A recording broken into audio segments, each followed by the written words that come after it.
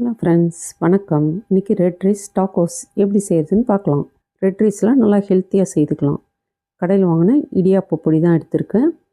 2 tumbler எடுத்துக்கலாம். பச்சரிசி மாவு வீட்டில் அரைச்சிங்கனாலும் சரி, கடையில் வாங்கினீங்கனாலும் சரி, வறுத்துட்டு உபயோகப்படுத்திக்கோங்க. 2 டம்ளர் மாவுக்கு 3 டம்ளர் தண்ணி எடுத்திருக்கேன். அதுலேயும் 1 டீஸ்பூன் சீரகம், காஞ்ச கருவேப்பிலை பொடி கொஞ்சம் போட்டுக்கிறேன். பச்சையாக இருந்தாலும் போட்டுக்கலாம். 1 டீஸ்பூன் தனி மிளகாத்தூள், 1 டீஸ்பூன் உப்புத்தூள், 1 ஸ்பூன் எண்ணெய் ஊற்றிருக்கேன். கொத்தமல்லி இலை இருந்தால் போட்டுக்கோங்க, நல்லாயிருக்கும்.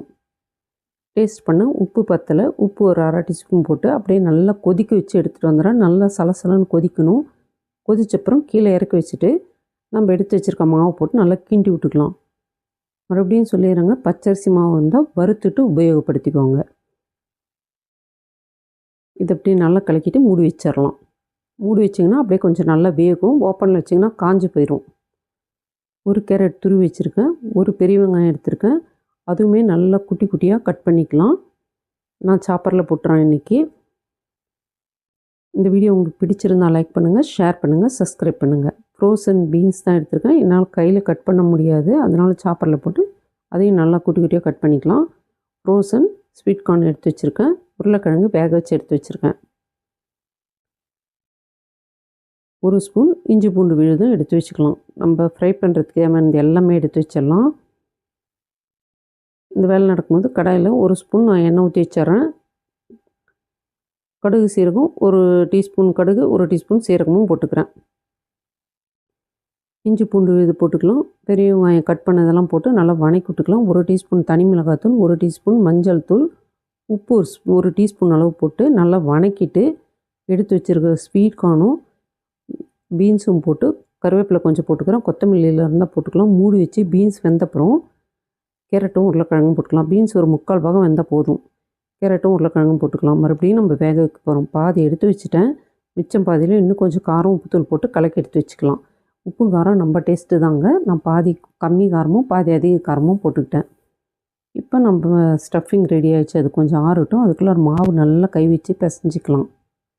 நான் இந்த மாவு பிசைகிறதுக்கு முன்னாடியே தண்ணி நல்லா கொதிக்க வச்சு சொம்பில் ஊற்றி வச்சுருந்தேன். அந்த தண்ணி ஒரு 1/4 டம்ளர் ஊற்றி மறுபடியும் பிசைஞ்சிக்கிட்டேன். சுடு தண்ணி தான் ஊற்றணும், பச்சை தண்ணி ஊற்றக்கூடாது பிசைகிறதுக்கு.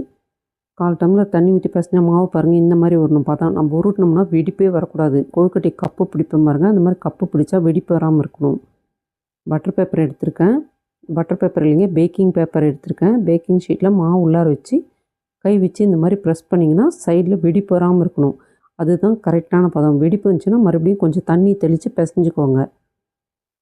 பேக்கிங் ஷீட் இல்லைன்னா நம்ம பட்டர் பேப்பர் போட்டுக்கலாம், இல்லை வாழை இலையிலையும் கொஞ்சம் ஆயில் அப்ளை பண்ணிட்டு போட்டுக்கலாம். ஒரே மாதிரி எல்லாம் வரணுன்றதுக்காக ஒரு மூடி வச்சு கட் பண்ணிக்கிறேன். திக்கான பிளாஸ்டிக் ஷீட்டில் கொஞ்சம் ஆயில் அப்ளை பண்ணி இந்த மாதிரி ரவுண்டாக பண்ணிக்கலாம். நீங்கள் இப்போ நம்ம எடுத்து வச்சுருக்க மசாலா உள்ளார வச்சுக்கலாம். ஸ்டஃபிங்க்கு நம்ம டாக்கோஸ்னால் கடைக்கு தான் போகணுன்னு அவசியம் இல்லைங்க, வீட்டிலே செய்துக்கலாம். அதே போல் மைதா மாவில் தான் செய்யணுன்றதும் கிடையாது, அரிசி மாவுலையும் செய்துக்கலாம். நல்லா டேஸ்ட்டாக இருக்கும். உப்பு காரம் மட்டும் கரெக்டாக போட்டுக்கோங்க, நல்லாவே இருக்கும். நடுவில் உருளைக்கிழங்கு ஸ்டஃபிங் வச்சு நல்லா ஒரு ப்ரெஸ் கொடுத்துடலாம். உருளைக்கிழங்கு நல்லா அமுத்தி விட்டுலாம். கை வச்சு லைட்டாக இப்படி ஒரு ப்ரெஸ் பண்ணிங்கன்னா சூப்பராக டாக்கோஸ் ரெடி ஆகிடுச்சு பாருங்கள். எவ்வளோ நல்லாயிருக்கு பார்க்குறதுக்கு. இது அப்படியே ஆயில் தடவை தட்டில் வச்சிடலாம். இந்த மாதிரி டாக்கோஸ் நிற்க வைக்கக்கூடாதுங்க, படுக்க தான் வைக்கணும். நிற்க வச்சிங்கன்னா விரிஞ்சு போயிடும். ஒன்று செய்து காமிக்கிறேன். கொஞ்சம் மாவு எடுத்து நல்லா உருண்டை பிடிச்சிட்டு பாருங்கள், எவ்வளோ நல்லா சாஃப்டாக இருக்கும் மாவு. இந்த மாதிரி தான் இருக்கணும், ரொம்ப கெட்டிமாக இருக்கக்கூடாது. டாக்கோஸ் உடஞ்சி போயிடும். நம்மளுக்கு வேக வச்சு வரும்போது உடஞ்சி போயிடும். நல்லா கை வச்சு ப்ரெஸ் பண்ணிவிட்டு, இந்த மாதிரி ப்ரெஸ் பண்ணுறது கஷ்டம்னு வச்சிங்கன்னா இந்த மாதிரி மூடி வச்சு கூட தேய்ச்சிக்கலாம். ஒரே நைஸாக வரும். கையில் ப்ரெஸ் பண்ணிங்கனாலும் நல்லா தான் இருக்கும். சைட்லலாம் ரொம்ப வெடிப்பு வரக்கூடாது. நிறைய வெடிப்பு வந்துச்சுன்னா கொஞ்சம் தண்ணி தெளித்து பிசைஞ்சிக்கோங்க. சுடு தண்ணி தெளித்து பிசைஞ்சிக்கோங்க. இந்த சமயத்தில் இட்லி பாத்திரத்தில் தண்ணி ஊற்றி கொதிக்க வச்சிட்றேன். இன்னொன்றுலையும் உருளைக்கிழங்கு வச்சிடறேன் பாருங்கள்.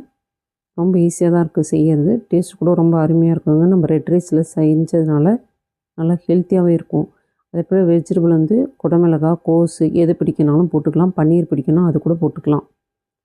உருளைக்கிழங்குலாம் நல்லா அமுத்தி விட்டுறலாம். உள்ளார நல்லா ப்ரெஸ் பண்ணால் அவ்வளோதான், நம்ம டாக்கோஸ் ரெடி. அப்படியே தட்டில் வச்சு படுக்க வச்சுருங்க, நிமித்தி வைக்காதீங்க. வச்சிடலாம். இப்படி வேக வைக்கிறதுக்கு விருப்பம் இல்லைன்னா துணி போட்டு வேக வச்சுக்கலாங்க. துணி தாங்க பெஸ்ட்டு ஆயில் அப்ளை பண்ணுறதோட. எடுக்கிறதுக்கு நல்லா வாட்டமாக இருக்குது. ஆயில் அப்ளை பண்ணிங்கன்னா கொஞ்சம் எடுக்கிறதுக்கு கொஞ்சம் நல்லா ஆறுனப்புறம் எடுத்திங்கன்னா ஈஸியாக இருக்கும். எனக்கு ஒரு 13 நிமிஷம் ஆச்சுங்க வேகிறதுக்கு. ரெட் ரைஸ் மாமூலாகவே கொஞ்சம் லேட்டு தான் ஆகும். இந்த மாதிரி விற்காதீங்க. இந்த மாதிரி வச்சிங்கன்னா எடுக்கும்போது எல்லாம் விரிஞ்சு போயிடும். இப்போ சூடாக இருக்குங்க. கையில் தண்ணி நல்லா நனைச்சிட்டு அதுக்கப்புறம் எடுத்து ஒரு கடாயில் கொஞ்சமாக எண்ணெய் ஊற்றி வச்சுருக்கோம். ஒரு பேனில் போட்டு ஃப்ரை பண்ணிக்கலாம். அப்படியே சாப்பிட்டிங்கனாலும் நல்லா தான் இருக்கும். ஃப்ரை பண்ணிங்கன்னா இன்னும் கொஞ்சம் டேஸ்ட் நல்லாயிருக்கும். நம்மளுக்கு எப்படி பிடிக்குதோ அப்படியே நம்ம சாப்பிட்டுக்கலாம். நல்லா திருப்பி போட்டு ஃப்ரை பண்ணி எடுத்துக்கலாம்.